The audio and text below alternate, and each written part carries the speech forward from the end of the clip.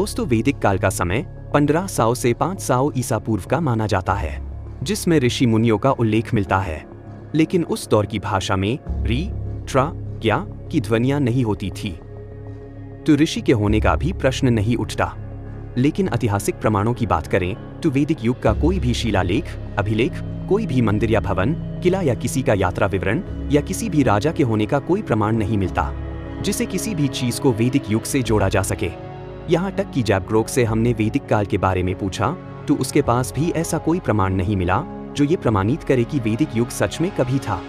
Grok ने बताया कि धार्मिक कथा कहानियों में जिन जगहों के उल्लेख मिलते हैं वो जगह तो है, लेकिन वो वैदिक युग की है इसके बारे में कोई भी पांडुलिपि या अभिलेख नहीं मिलता। और ये भी कि सबसे पुराना प्रमाणित शिलालेख अशोका का मिलता है, लेकिन वो भी मौर्य काल का है, वैदिक काल का नहीं। हालांकि हड़प्पा, मोहनजोदड़ो और धोलावीरा के अवशेषों को कुछ इतिहासकारों ने वैदिक युग से जोड़ने का प्रयास किया, लेकिन वो भी इस बात की पुष्टि नहीं करते कि कोई वैदिक काल या वैदिक युग था। लेकिन उनका तथ्य है कि वैदिक काल में लिखने की परंपरा नहीं थी और सुनने बोलने की परंपरा थी। लेकिन ये तथ्य भी गलत है, क्योंकि अगर लिखने की परंपरा नहीं थी तो हड़प्पा और सिंधु घाटी सभ्यता में लिखित प्रमाण क्यों मिले? इसका मतलब सिंधु घाटी सभ्यता के लोग भी लिखते थे, लेकिन वैदिक लोगों को या तो लिखना नहीं आता था या फिर वैदिक युग था ही नहीं। चलो, रामायण को अगर सच मान लिया जाए तो रामायण तो सिंधु घाटी सभ्यता से बहुत पहले हुई और उस कथा के अनुसार वानरों ने राम का नाम लिखकर पठारों को तैराया था। लेकिन राम का नाम तो देवनागरी लिपि में लिखा गया और ऐतिहासिक प्रमाणों के अनुसार देवनागरी लिपि तो 8वीं शताब्दी में विकसित हुई। तो अगर रामायण काल में राम लिखा जा रहा था तो सिंधु घाटी सभ्यता में भी देवनागरी में लिखा हुआ कुछ तो मिलना चाहिए, लेकिन अभी तक कुछ नहीं मिला। जहाँ भी पुरातत्व की खुदाई में कोई शिलालेख या अभिलेख मिलता है तो उस पर अंकित होता है कि वो शिलालेख या अभिलेख किसको समर्पित है, और वैदिक युग से संबंधित ऐसा अभी तक कुछ नहीं मिला। रही बात संस्कृत भाषा की, तो कुछ लोग अशोक के 3री शताब्दी के शिलालेख का हवाला देकर कहते हैं कि अशोक के समयकाल में संस्कृत थी। इसे साफ पता चलता है कि ये व्हाट्सएप यूनिवर्सिटी के वही छात्र हैं जिन्होंने अशोक के शिलालेख पढ़े ही नहीं, जो प्राकृत और पाली या बुद्धिस्ट हाइब्रिड संस्कृत में है और क्लासिकल संस्कृत से बिल्कुल अलग है। हाल ही में सिनौली और राखीगढ़ी में खुदाई के दौरान मिले अवशेषों को भी वैदिक युग से जोड़ने का प्रयास किया गया, लेकिन दोनों जगहों में वैदिक युग से जुड़ा कोई भी अभिलेख या शिलालेख नहीं मिलता। आश्चर्य की बात है कि जहां भी खुदाई हुई वहां या तो जैन या फिर बौद्धों के प्रमाण मिलते हैं, लेकिन वैदिक युग का अभी तक कोई प्रमाण नहीं मिला है। जबकि बुद्ध के प्रमाण भारत में ही नहीं बल्कि Egypt, China, Cambodia, Japan, Korea, Sri Lanka, Bhutan, Thailand, Vietnam तक में मिलते हैं।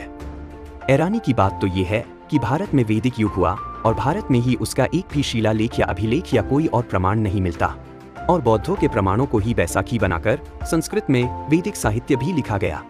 कहीं दशरथ जातक से कॉपी करके रामायण लिखी तो कहीं घाट जातक कथा से वासुदेव को कृष्ण बना दिया, या आर्यभट्ट को गणित का विशेषज्ञ बता दिया, या फिर मौर्य काल में काल्पनिक चाणक्य गढ़ दिया गया, और दोनों के होने के कोई ऐतिहासिक प्रमाण नहीं मिलते।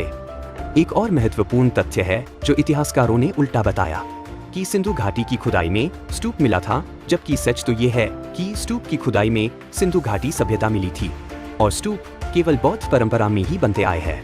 तो क्या ये माना ना जाए कि सिंधु घाटी सभ्यता भी प्राचीन बौद्ध सभ्यता थी, क्योंकि स्तूप एक सबसे बड़ा प्रमाण है बौद्ध सभ्यता का। इन सब तथ्यों से ये पता चलता है कि वैदिक युग को सिंधु घाटी सभ्यता और बुद्ध काल के बीच में फिट करने की कोशिश की गई। लेकिन अगर आप ऐतिहासिक तथ्यों का ठीक से एनालिसिस करेंगे तो वैदिक काल एक भ्रमित करने वाले युग की तरह ही प्रतीत होगा, जो इतिहासकारों ने किसी दबाव में आकर इसको जबरदस्ती बीच के युग में डाला, शायद इसको बौद्ध काल से पहले प्रमाणित करने के लिए।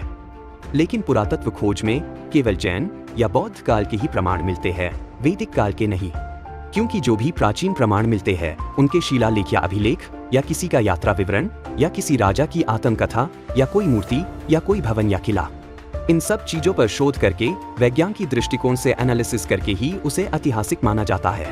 लेकिन वैदिक युग के सारे तथ्य केवल और केवल धार्मिक कथा कहानियों से आते हैं, और शायद इसीलिए वैदिक काल आज तक प्रमाणित नहीं हो पाया है। क्योंकि संस्कृत की भी अगर बात करें तो सबसे पुराना एक प्रमाण 1464 का ही मिलता है, उससे पहले का नहीं, और ये प्रमाण memory of the world register में भारत सरकार द्वारा दिए गए तथ्यों पर आधारित है।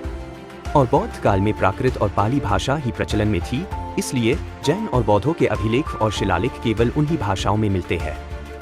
दूसरी बात ये भी है कि प्राकृत पाली भाषा का अनुवाद संस्कृत में तो देखने को मिलता है, लेकिन संस्कृत भाषा का अनुवाद पाली या प्राकृत में नहीं मिलता, क्योंकि अनुवाद उसी भाषा का किया जाता है जो भाषा पहले आई हो। जैसे कि प्राकृत का अर्थ है प्रकृति से बनी भाषा और प्राकृत से पाली भाषा बनी, जबकि संस्कृत का अर्थ है संस्कारित की हुई भाषा, तो जाहिर है कि संस्कृत पहले की भाषाओं से संस्कारित हुई। मजे की बात यह भी है कि लोग कथा कहानियों में देवी देवता, जादू मंत्र, चमत्कार जैसी चीजों पर तो भरोसा कर लेते हैं, लेकिन ऐतिहासिक तथ्यों या साक्ष्यों पे नहीं। मानो जैसे स्पाइडरमैन, बैटमैन और सुपरमैन तो है, पर आइंस्टाइन, किंग मार्टिन लूथर और नेल्सन मंडेला जैसे महान लोग सिर्फ किसी प्रोपेगेंडा का हिस्सा हो। इन सभी तथ्यों से ऐसा प्रतीत होता है कि भारत के इतिहास के साथ कुछ छेड़खानी की गई और कुछ का कुछ बताने की कोशिश की गई। इसलिए ये जरूरी हो जाता है कि इतिहास को समझते समय पुरातत्व से मिला कोई शिलालेख या अभिलेख, किसी का यात्रा विवरण या किसी शासक की जीवन लेखी को ध्यान में रखा जाए, न कि सिर्फ कथा कहानियों में जो लिखा है बस उसी को आंख बंद करके इतिहास समझ लिया जाए। और भारत को वैदिक काल से नहीं बल्कि बुद्ध काल या बुद्ध के नाम से ही जाना जाता है। इसलिए हमारे प्रसिद्ध लोग जब भी विदेश यात्रा करते हैं तो ये नहीं कहते कि वो राम, कृष्ण या शिव की धरती से आए हैं, वो कहते हैं I come from the land of Buddha. क्योंकि भारत में तो कथा कहानियों से लोगों को बहलाया जा सकता है, लेकिन विदेशों में केवल प्रमाणों के आधार पर ही बात रखी जाती है, और बुद्ध भारत का एक प्रमाणित सत्य है। इन सभी तथ्यों से वैदिक काल एक काल्पनिक युग जैसा प्रतीत होता है। हमें आशा है आपको वैदिक काल पर विश्लेषण का ये वीडियो पसंद आया होगा, और कुछ भी डिसाइड करने से पहले हमारे वीडियो को फिर से देखें और हर कही बात पर विचार करें। इस वीडियो में इतना ही। अगले किसी और हिस्टोरिकल एनालिसिस में आपसे फिर मिलेंगे।